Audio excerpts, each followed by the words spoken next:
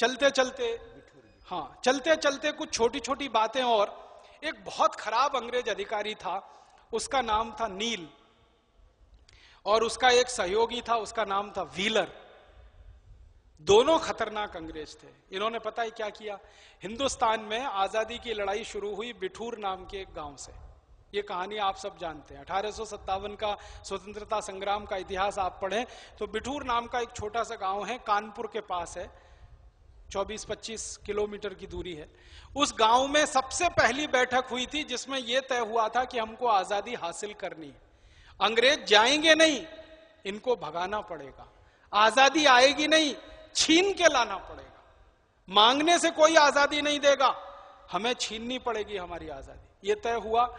वो बैठक सबसे पहले तय हुई, जिसकी अध्यक्षता की थी नाना साहब पेशवा ने।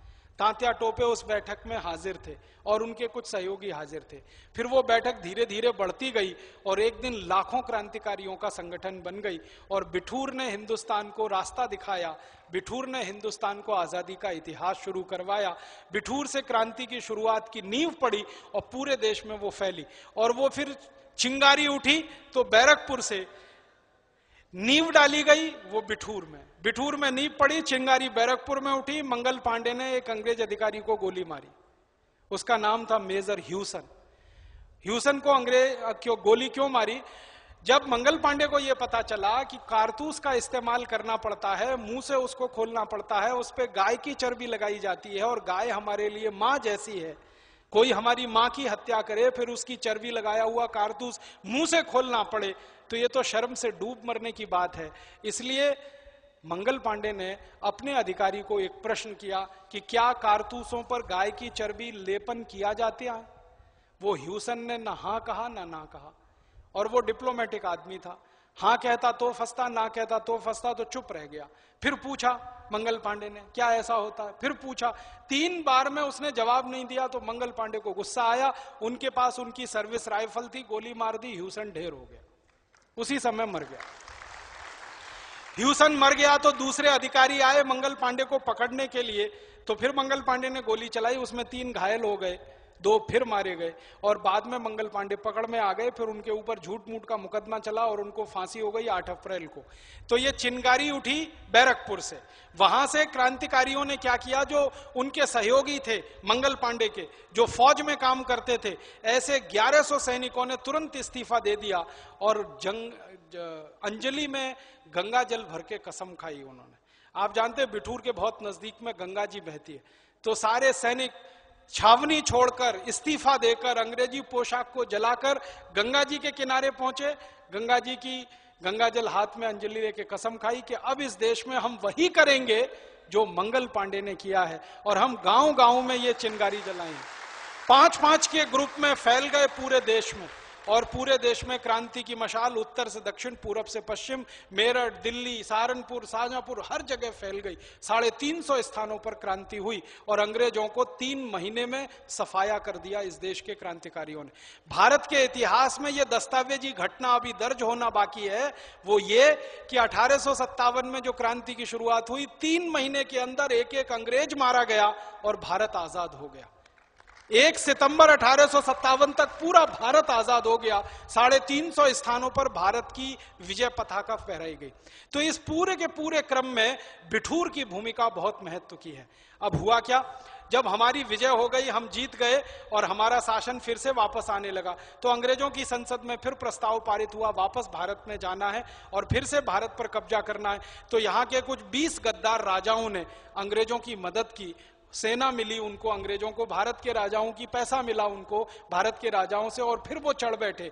तो सबसे पहली चढ़ाई उन्होंने बिठूर पे की, वापस अंग्रेजों ने, और ये बात है नवंबर 1, 1858 के आसपास की।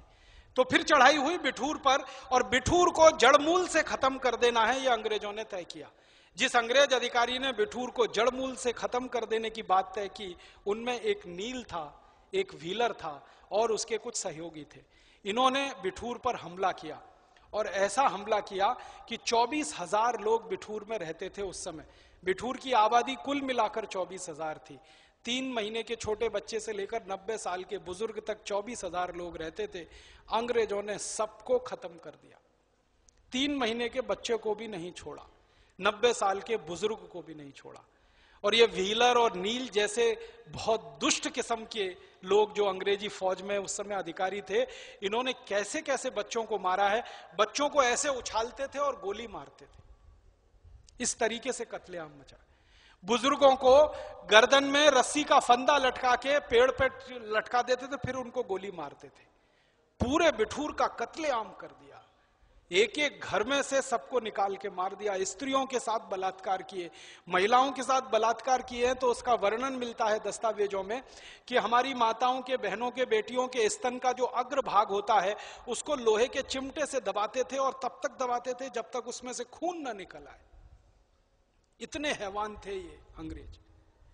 और उसके बाद जब वो चीखती थी, तड़पती थी, चिल्लाती थी, फिर उसके कपड़े फाड़ते थे, फिर सबके सामने बलात्कार होता था और फिर उन महिलाओं का गर्दन काटते थे।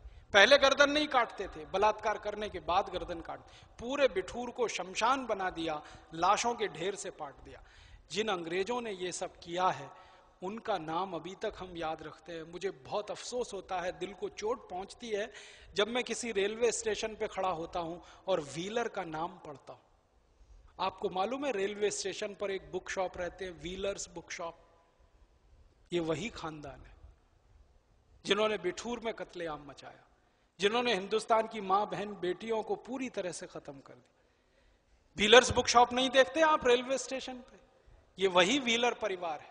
आजादी के 62 साल के बाद भी व्हीलर्स बुक शॉप का नाम नहीं बदल पाए हम।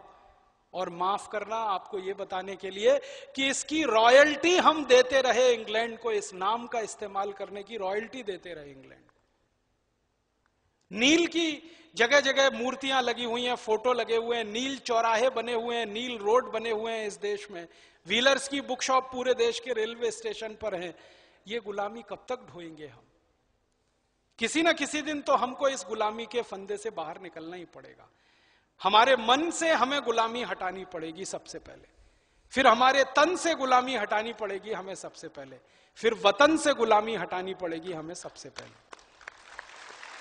ये जो गुलामी की निशानियां हैं, ये हमारे वतन पर धब्बा है, हमारे भारत के नाम पर धब्बा है, एक कालिक है हमारे देश पर।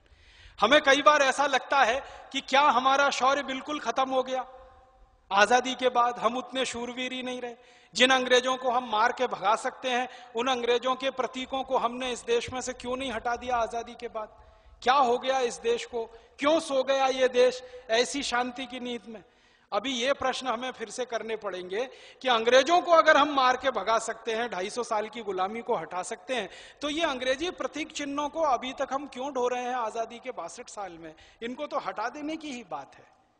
हर जगह से हमको हमारे अंग्रेजियत को हटाना ही पड़ेगा, अंग्रेजियत को विदा करना ही पड़ेगा। मैं बार बार ये बात कहता हूं, जैसे अंग्रेजों को हमने विदा किया है, वैसे ही अंग्रेजियत को इस देश में से हटाना और विदा करना पड़ेगा। उसके लिए फिर से हमें तैयारी करनी है, फौज बनानी है, अपना संगठन खड़ा करना है, और यह संगठन बड़ा होना चाहिए। मैं तो बोलता हूं कि आजादी के लड़ाई के आंदोलन में जितना बड़ा संगठन खड़ा था, उससे बड़ा संगठन हमें बनाना पड़ेगा। जानते हैं क्यों बनाना पड़ेगा? कि पहले तो अंग्रेज एक देश में से आए हुए लोग थे जो विदेशी थे, जिनको हम पहचान सकते थे, जिनका रंग हमसे अलग था, जिनका चरित्र हमसे अलग था, चाल अलग थी, चेहरा अलग था। देखने से पता चलता था कि ये अंग्रेज है, ये दुश्मन है, इसको मार सकते हैं, इसको हटा सकते हैं, खत्म कर सकते हैं। लेकिन अंग्रेजों के जाने के बाद अंग्रेजियत का लबादा जिन्होंने ओढ़ लिया है, वो तो चाल में भी हमारे जैसे, चेहरे में भी हमारे जैसे, और रंग में भी हमारे जैसे, कदकाठी में ही हमारे जैसे, माने अपने बीच में ही दुश्मन है और अपने भाई ही दुश्मन की तरह से भूमिका में आ गए हैं। अभी की लड़ाई थोड़ी मुश्किल है, आजादी की लड़ाई थोड़ी आसान थी क्योंकि विदेशी साफ दिखाई देता था।